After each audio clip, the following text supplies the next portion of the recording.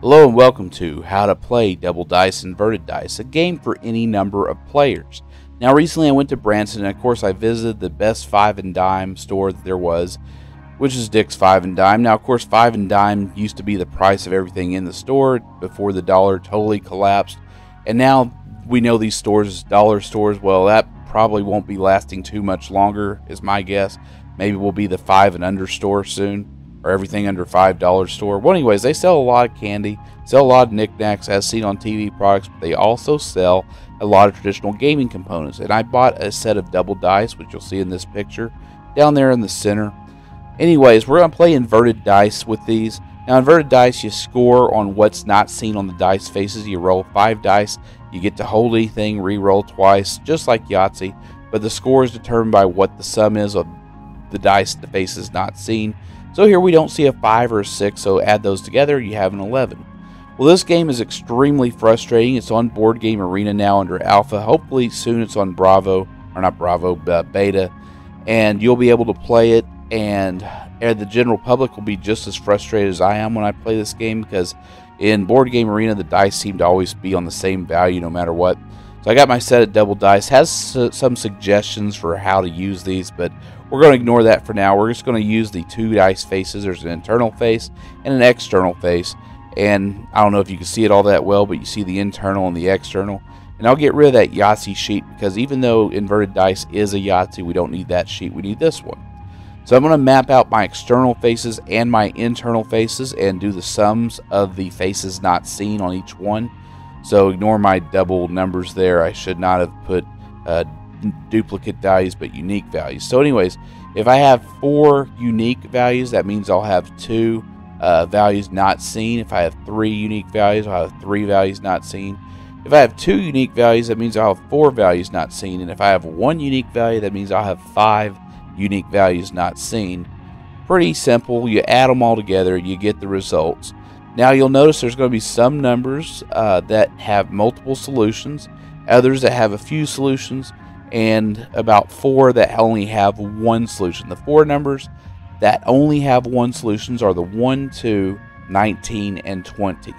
So the 20 is a Yahtzee of 1s. You'll need all 1s, so 5 1s. The 19 is a Yahtzee of 2s. There's multiple ways to get an 18, but a Yahtzee of 3s will take care of it. Same with the 17, a Yahtzee of 4s, the 16, a Yahtzee of 5, and the 15, a Yahtzee of 6s. But there's multiple ways to score 15, as there's a few ways to score 3 and multiple ways to score 5. And that's just all you do. Now the 1s and 2s are perfect straights. The 1 is a 2, 3, 4, 5, 6 straight, and the 2 is a 1, 3, 4, 5, 6 straight.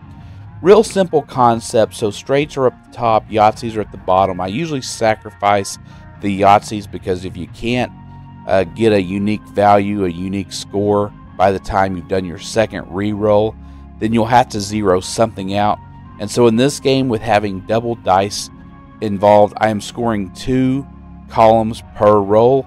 I either zero something out and score on the other, or I zero 2 out, depending on what the end result is. If I have the ability to score, I'm going to score on 1 at least. If I have the ability to score on 2, I'm definitely taking both. But since inverted dice is such a frustrating game anyways, having double dice makes it even worse. And if you have a number on an internal dice that you want to change, but the external face you're okay with, you're allowed to shake the dice. But if the external face is not what you want it to be, you have to risk the internal face of the other dice and roll the physical dice. And that's something that makes it even more frustrating. So it means we're probably not going to get a perfect score ever playing this version of inverted dice, since a perfect score in regular inverted dice is all that difficult. If anybody gets it in Board Game Arena, please go ahead and post in the comments a link to that game so we could all marvel at your achievement. I certainly would love to see it happen, but I don't know if it ever will. We've gotten a score of 256 so far on there, but like I said, it's not available to the general public yet. It can be played solo. It can be played with up to 5 players, is how the programmer's done it so far. And it's a really unique and interesting game. It's a game I love. I'm just addicted to it. There's something just magical about doing all the arithmetic in your head, because I was always horrible at mental arithmetic. I lose the number in my head. I add one of them together, can't store it in memory, then try to add another, and somewhere along the line I'll make a mistake. Perhaps that's you. Perhaps you're not good with mental arithmetic. This will get your brain thinking in that way, and stimulating that part of the mind is definitely a good exercise. And it's definitely good for elementary school teachers to teach this game. If you want kids in your math class to be able to have something fun to do and play, this is one of them. There's a lot of arithmetic involved.